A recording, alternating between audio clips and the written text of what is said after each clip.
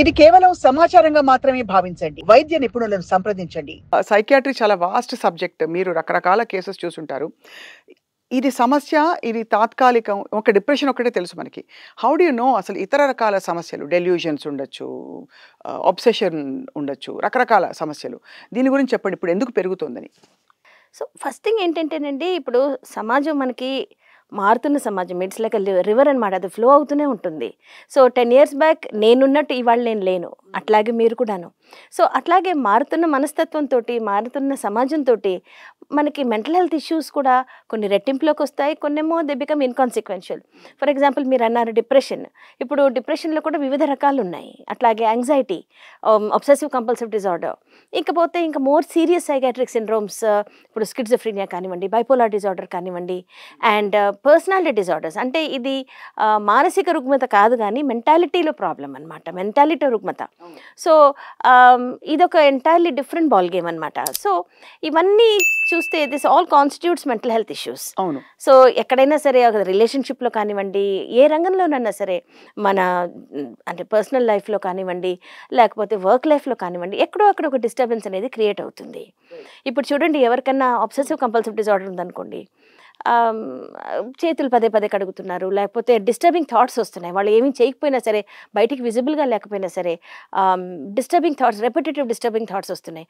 So ఒక రోజంతా పాడైపోతుంది, ఎందుకంటే ఆ థాట్స్ తోటి మనం ఏమీ చేయలేము. ఒక జాబ్ మనం సర్కమ్స్పెక్ట్గా చెయ్యాలంటే కూడా అవ్వదు. So it's disturbing. ఇప్పుడు ఒక రిలేషన్షిప్లో కూడా పదే పదే పిల్లల్ని ఇదిగో చేతులు కడుక్కో, లేకపోతే ఇదిగో అది క్లీన్గా లేదు, ఇది క్లీన్గా లేదు అని మనమే కాకుండా పిల్లల చేత కూడా చేయించినప్పుడు ఇంట్లో ఒక వాతావరణం అనేది స్పాయిల్ అయిపోతుంది. అవును. దెర్ ఆర్ సమ్ పీపుల్ అంటే సస్పిషన్స్, మీరు అన్నట్టు డెల్యూషన్స్, ఫాల్స్ బిలీఫ్, అది అది లేని సిచ్యువేషన్. సో చాలా మట్టుకు పీపుల్ బిలీవ్ మా హస్బెండ్ సెకండ్ వైఫ్ చేసుకున్నారేమో, లేకపోతే ఎవరో ఒకళ్ళు అఫేర్ ఉందేమో, ఇట్లాంటి థాట్స్. ఇట్లాంటివి కాకుండాను అదిగో ఎవరో నన్ను చంపేయడానికి చూస్తున్నారు, ఐ ఫీల్ దట్ అందరూ నన్నే చూస్తున్నారు, నా గురించే మాట్లాడుతున్నారు. సో లెవెల్ ఆఫ్ డిస్కంఫర్ట్ వచ్చేసి ఇప్పుడు అందరూ ఏమీ లేదు కదా అని అంటారు. కొందరేమో వాళ్ళంతా వాళ్ళు మాట్లాడుకుంటుంటారు, దట్స్ కాల్డ్ హాలుసినేషన్స్. అది ఒక ఫాల్స్ పర్సెప్షన్, అది కూడా ఒక ఫాల్స్ పర్సెప్షన్ అనమాట. సో ఎవరో మాట్లాడినట్టు వినిపిస్తుంది, యాక్చువల్ హ్యూమన్ వాయిసెస్ వినిపిస్తాయి.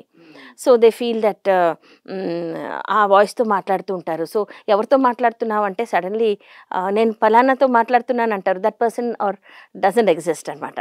అంటే ఇవన్నీ ఎపిసోడిక్గా వస్తాయా వాళ్ళకి, లేక మిగతా టైం అంతా పర్ఫెక్ట్లీ ఫంక్షనల్గా ఉంటారా? సో అన్ని రంగాల్లో ఉండదు కదండి, దే ఆర్ ఫంక్షనల్. ఇప్పుడు కొందరికి ఈ డెల్యూషన్స్ ఉన్నా సరే ఇంట్లో పనులన్నీ చేసుకుంటారు, వాళ్ళు వంట వార్పు అన్నీ చేసుకుంటారు, అండ్ లేకపోతే కొందరైతే ఆఫీస్కి వెళ్ళి వాళ్ళ వర్క్ సక్రమంగా చేసుకుంటారు. బట్ ద మైండ్ అంటే the thought process is highly disturb. అది అలా వదిలేస్తేనండి రెట్టింపులోకి వచ్చేసేసి then finally they can't work also. అంటే అన్ని రంగాల్లో అది ప్రవేశించి యు ఆర్ కంప్లీట్లీ అంటే బాక్ డౌన్ బై ఈ థాట్స్ తోటి మనం లాక్ అయిపోతాం అనమాట. సో అప్పుడు ఏమీ చేయలేని పరిస్థితి వస్తుంది. బట్ ఎర్లీ స్టేజెస్లో అసలు తెలియకుండానే ఉంటుంది. Suppose a child has some disturbing thoughts, వాళ్ళు చెప్పే వరకు మనకు తెలియదు. Until it affects their studies, లేకపోతే స్కూల్కి వెళ్లకుండా వాళ్ళు ఏడుస్తూ కూర్చున్నారంటే అప్పుడు తెలుస్తుంది. ఎప్పుడు స్టార్ట్ అయిందమ్మా అంటే నాకు 8th క్లాస్లో స్టార్ట్ అయింది అని ఒక 12th క్లాస్ పాప చెప్పినప్పుడు పేరెంట్స్ ఆర్ ఆల్సో హెల్ప్లెస్. ఎందుకు చెప్పలేదు అంటే చెప్పలేదు అంతే, I didn't think it was something that I want to share అని. సో కొన్ని సంవత్సరాల తరబడి లోపలే ఉంటాయి, and they disturb you as a person. And ఒక్కొక్కప్పుడు అయితే బయటికి ఈజీగా కనిపిస్తాయి. మీరు అన్నది అంటే అందరికీ ఫంక్షనల్గా తీవ్రంగా డిస్టర్బెన్స్ వస్తే తప్ప మెడికల్ ఇంటర్వెన్షన్ ఉండకపోవచ్చు. దీనిలో చాలా వరకు వాటికి అవే పరిష్కారం అవుతాయి, లేదు కౌన్సిలింగ్తో కొంత విడమర్చి చెప్పచ్చు అంటారా ఇవన్నీ? we do need medical intervention అండి. మైల్డ్ స్టేజెస్లోనైతే ఈజియర్, అంటే షార్టర్ కోర్సెస్ ఆఫ్ మెడికేషన్ కానివ్వండి, సైకలాజికల్ హెల్ప్ కానివ్వండి.